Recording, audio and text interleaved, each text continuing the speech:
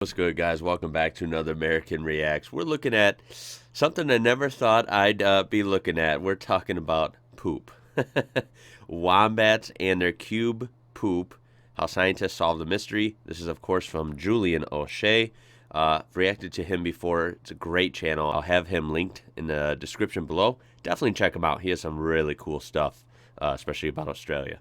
So yeah, I don't know what else to say. I think we should just get right into it and learn about a video about poop that's shaped like a cube. Here we go.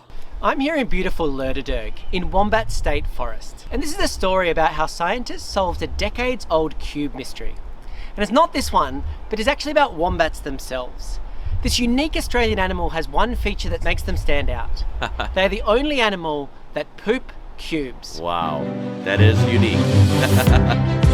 They're cute little things too. So that was a really fun day in Lerderderg, which is a fantastic word to say, and Wombat State Forest. Now, I wanted to share the story about wombats and how the scientists did solve this mystery. I think it's really fascinating, because wombats themselves are an amazing little creature. And this mystery of their poo has been a really interesting one. Look at that. I remember growing up as a kid. Look at that. It is legit cubes. Now, how does that work? What? I mean, it's decent sized and, big enough to give you a scale of a perfect cube. Wow. That's just bizarre. I can't believe I'm staring at poop on a video. And I also can't believe that it is shaped like a square. I'm genuinely surprised that it literally looks like a cube. And I guess kind of interested, like how and why. Hearing this fact about it and people not knowing how it actually happened. Scientists think it helps them communicate. So wombats are solitary creatures, they live alone in their burrows, and they don't have a very good sense of sight. But they do have a good sense of smell. So what the scientists think is that they use this poo to mark their territory. It helps them avoid fights and conflict, and also female wombats can signal how fertile they are due to how much hormones are in the poo. I love the wombat in the Tinder. That is clever. That is nice right there.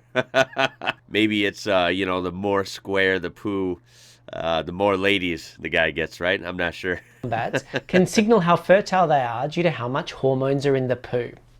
And because it's a square, it doesn't roll away. Clever stuff. The researchers that discovered it, when they announced it, it made massive news. And the team was awarded with an Ig Nobel Prize. Now that's not the Nobel Prize, but the Ig Nobels is for research that makes you laugh as well as think. With research including showing that cows who have names give more milk than cows that are nameless. Really? Or discovering that the word huh, or its equivalent, seems to exist in every human language, and for not being completely sure why. And the team that won it, this wasn't their first prize. So for me, I dived into their back catalogue. You know, when you discover a new artist or musician and you can see all the cool things they've done in the past? Well, I did that. The researcher is Patricia Yang, and she's done some cool stuff. So the first Ig Nobel Prize that she and her team got was to answer this question. Do big animals pee for longer than small animals? That's a good question. Now, big animals, of course, have a bigger bladder, but they've also got bigger pipes. So the way the team did this was they got all these videos of animals urinating. And what they found was that essentially all mammals pee for the same length of time, 21 seconds. Hold on, let's hear this again. So the way the team did this was they got all these videos of animals urinating. And what they found was that... Now, come on, being a scientist, it's an interesting job, right? You're working on a project and you have to study dozens of videos of different animals urinating. Wow. That's what I call a golden experiment, that's for sure.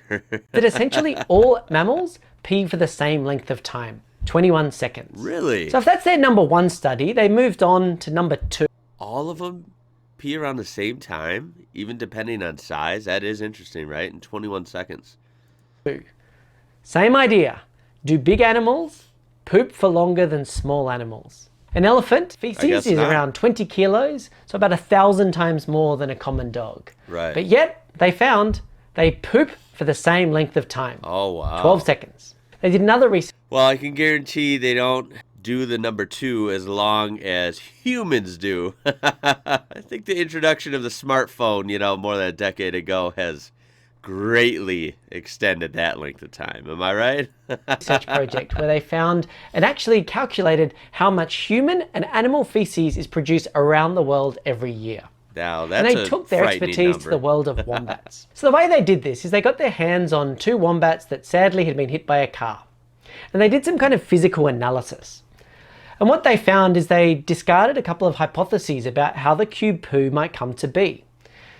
The square anus theory, for example, didn't hold up, nor the stomach shaper idea where the cubes were formed inside the stomach.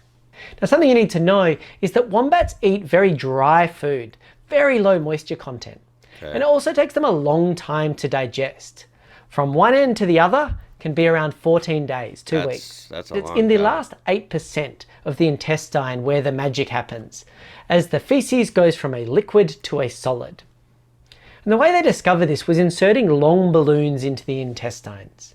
And as they inflated them, they realized that it didn't inflate uniformly. And another animal, like a pig, that's exactly what happened. In the case of the wombats, though, it varied from the corners, where it was around 20%, through to the edges, where it was 75%. And this was the key. So the way wombats do it is dry food, slow digestion, and an unusually shaped intestine, which is variably elastic. So why does this matter? Well, it turns out that... So basically, yeah, it comes down to dryness. Takes a long time, so it has time to form a shape. And it's just the shape of their intestines. Like I guess they are the definition of unique, right? I mean, we have thousands of different animals, taking poos around the world, and generally they are not perfect cubes. So I'd say that's very unique and rather bizarre that they're the only ones with that shape, so to say, that can cause these square poos. Doing research into weird topics can lead to really practical and useful results. Knowing how long it takes people to pee, for example, can help diagnose medical issues. Millions of people each year get sick due to illnesses caused by open defecation. Knowing how much poo's out there can help us create policy and save lives. And back to our wombats. Well, knowing how they live and breed and reproduce can help us preserve their habitat. Because as beautiful as it is, Wombat State Forest isn't home to wombats anymore. Oh, man. Thanks for watching. If you enjoyed that, I'm Julian O'Shea. Well, that's going to be it for that one. Wow, I never knew that poo and pee was so important, right? No, I'm just kidding. It is important because it's a function of life. Every living being seems to do it every day. So, yeah, it's kind of interesting to hear some science on it, right? I haven't heard science on digestive stuff like that in quite a bit. But hey, there you have it. The more you know. I guess I would relay this to you guys in the comments. Have you seen or come across this square feces in nature? If you have, what did you think of it? Did you think you were seeing something? Like, is that literally square? It would be bizarre. I still think it is rather fascinating. It's just, kind of more bizarre than anything. And wombats, I mean, I could always look into these in the future more than just what they leave behind. They do seem like very interesting animals, and they're cute little things. Chalk it up to Australia just has arguably the most unique kind of self-animal kingdom. It is truly fascinating. No matter what animal I'm learning about, they're all totally unique, totally interesting, and totally Australian.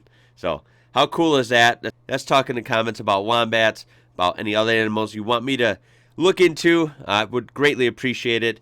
If you learned something about number 1 and number 2, give me a thumbs up on this video. It helps the video out. I appreciate it. Subscribe for more stuff like this. Check out the description for a link to this guy and his video, for a tip jar, P.O. box, and of course the Discord. And finally, my name is Ian. You're watching IWrocker. I'll catch you later.